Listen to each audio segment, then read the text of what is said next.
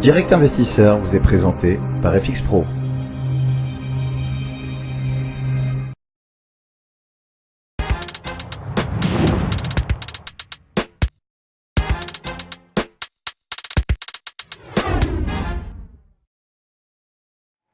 10h46, nous sommes de retour sur Direct Investisseur et nous accueillons en duplex Benoît Rousseau, trader et fondateur du blog En Lille. Bonjour Benoît. Bonjour Lucie. Alors ce matin, nous sommes à quasi 2 heures de cotation. Les marchés, toujours un petit peu hésitants aux alentours des 4800 points. Là, on est en train de rebaisser, moins 0,15% pour le CAC 40 et le DAX également. Le DAX, lui, en revanche, est à l'équilibre. On est à 10 708 points. Alors, quelle est la tendance? Quelle pourrait être la tendance aujourd'hui, sachant qu'on a ce contexte comme très particulier, des attentats de ce week-end. On a l'impression en tout cas que les investisseurs ne cèdent pas à la panique et que la tendance haussière qu'on avait eue ces dernières semaines eh bien, pourrait revenir assez rapidement. Oui Lucie, on s'est vu à 9 h et je vous avais indiqué que bon, il y avait quand même une bonne probabilité qu'on aille chercher les gaps baissiers. C'est ce qu'on a fait, hein. On a ouvert on s'est vu la dernière fois à 9 h sur les 4750, on a bien été chercher tous les gaps et on a eu une accélération en fait. Faut voir qu'on revient loin.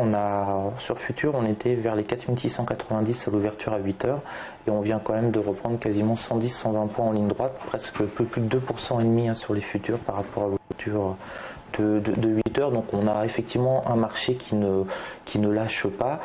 Même si les comparaisons sont toujours, on va dire, délicates et ça peut éventuellement être mal interprété, mais c'est pas une surprise en fait que l'on ouvre finalement sur les futurs très bas et qu'on se reprenne. On a eu exactement la même chose pour les différents attentats qu'il y a eu, j'allais dire en zone euro, les attentats de Londres, les attentats de Madrid. Et c'est un petit peu toujours ce schéma-là. On n'a plus de panique boursière suite à des attentats majeurs depuis le 11 septembre. Et le 11 septembre, c'était entre guillemets la première fois qu'on avait un attentat aussi majeur en fait. Ça avait complètement sidéré tout le monde. Je me rappelle très bien, on a eu le premier avion qui s'est écrasé sur la tour. Et entre le passage du premier et du deuxième avion, la bourse n'a pas bougé et tout le monde était devant ses écrans sidéré. Personne ne comprenait vraiment ce qui se passait. Et quand il y a eu le deuxième avion, la bourse n'a pas non plus baissé. Ça a été vraiment quasiment 10 minutes, un quart d'heure après, quand les gens ont commencé à se dire mais il se passe vraiment quelque chose d'incroyable, quoi. Donc la donne est différente ce matin, aujourd'hui, c'est quasiment ce risque est intégré finalement. Je veux dire, ça paraît très dur de dire ça, mais on en est à notre troisième vague d'attentats au niveau européen sur 3 capitales majeures, et Londres avait fini en hausse le jour et le lendemain des attentats de Londres, Madrid aussi.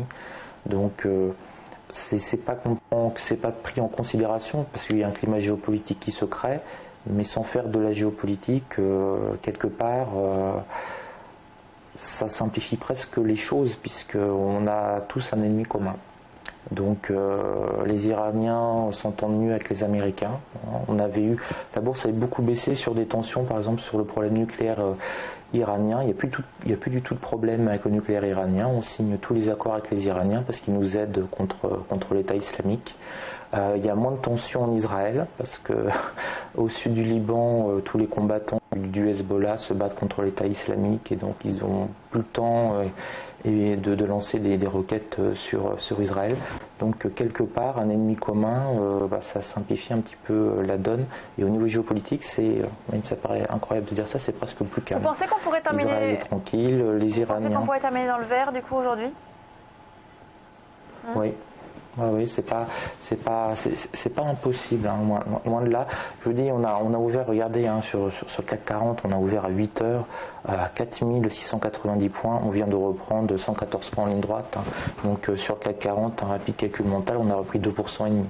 Donc on risque de se stabiliser un peu et on a vraiment touché des points bas. Donc vous avez systématiquement, là c'est les algos qui qui ont extrêmement travaillé. On le voit un petit peu à la découpe des bougies, hein, dans les premières minutes à 8 heures. Là, les algos ont tout de suite tout remonté vers 4740.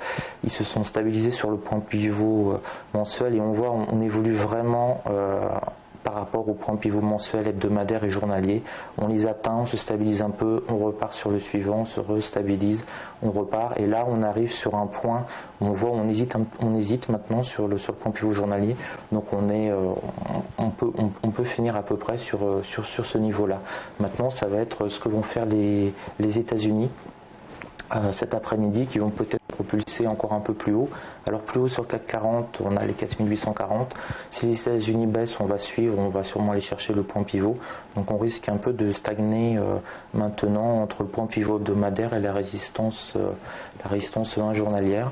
Et sur le DAX, on a à peu près le même schéma. Alors vous voyez, le DAX, on avait 2 points pivots journaliers et hebdomadaires sur les 10 680.